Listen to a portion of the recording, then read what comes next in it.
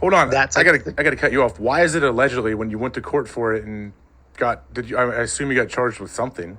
I wasn't charged with swimming in the canal. It was public intoxication. So their story of me being in the canal is all hearsay and propaganda, I believe. Just someone's out to get you? Yeah, I think the said cop that wrote police report was out to get me. He asked me the same question 5 times and told me if I didn't give him an answer, he was going to send me to jail. So he said, why are you wet? I said, I'm not sure, sir. I was blacked out. I feel like for the least the last 7 hours. I don't know what time it is. I was walking down the street shirtless. He said, why are you wet? I said, I do not know, sir. I'm so sorry. I was blacked out. Why are you wet? I feel like we're going in circles here, sir. You don't tell me why you're wet. You're going to jail. I said, it rained. He wrote in the police report, when asked why he was wet, McAfee said it rained. We are in the middle of a 90-day drought. That's a true. He wrote that in the police report, trying to make me look bad. So then he asked me where my shirt was because I was shirtless in the middle of October, and it was really cold. And I said, I feel like we're going in circles again. I do not have a clue, man. I don't remember anything. He says, tell me where your shirt is or you're going to jail. And I go, well, I'm not a betting man, but if I was, I'd say it's where I got wet at. So he wrote, when asked where his shirt was, he said where he got wet at, or like with the water. Yeah. So then they colluded that they assumed that I went into the canal, got wet, took my shirt off, and tried to walk home. But I'm a sweater, AJ. I like to sweat a lot when I dance, so I could have been dancing. So is it possible that someone fed you a roofie? No, I mean, I drank. I mean, I could have definitely taken the easy way out. There's 2 easy way outs of that situation.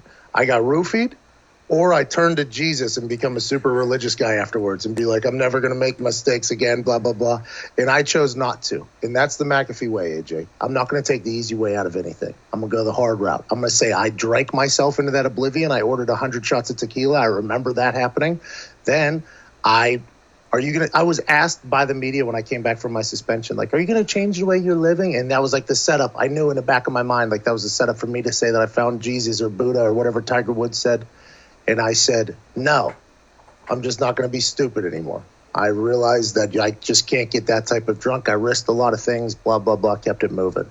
It was during the season, though, right? Bye week, AJ. Come on. That's not really a part of it. That's off season in the middle of the season. You know it, I know it. I agree with you. But what were you doing in Indy? If you had your bye week, why didn't you get out of town? It was Tuesday. I had a trip leave. I was planning on leaving on Thursday. It was early in the week, by the way, and I had to leave anyways because I got suspended. I wasn't even allowed in the fucking facility, so I had to leave. I went back to Pittsburgh. Okay, so wait, the timeline? I know you've gone over this many times, but I'm just curious because I haven't gotten a lot of the details. You keep saying allegedly, which first threw me off. Yeah, allegedly swimming in a canal. I guess if you don't know it happened, then maybe it didn't happen. No cameras. Nothing. They never found my shirt. Nothing. Who knows where it was? I could have been. Maybe I got in a hot tub. Nobody ever talks about that possibility. Maybe I got in a hot tub somewhere and I was just like, well, I got to get out of here and walked home. Maybe I was walking it out. Who knows? Nobody knows. Who knows? Do you feel like you regret what happened that night? No. I mean, I'm not smart enough to attempt to do something like that as a publicity stunt. But goddamn, that weekend, my mugshot was shown like 400 times here in Indianapolis. And it was literally, it changed everything. I couldn't go outside. I couldn't leave my house in Indianapolis without being noticed from that day forward. Like from that day until today, I don't think I've ever made a trip in Indianapolis outside of my house and home without taking at least one picture. And that's a true story. I don't even know if that's a good thing or a bad thing because I didn't want to be popular. I was very cool being an anonymous drunk frat kid at the bar who just had a lot of money. And nobody had a clue who I was. I was very cool with it. But that moment just like thrusted me into little local celebrity here. And I just decided I had to go with it.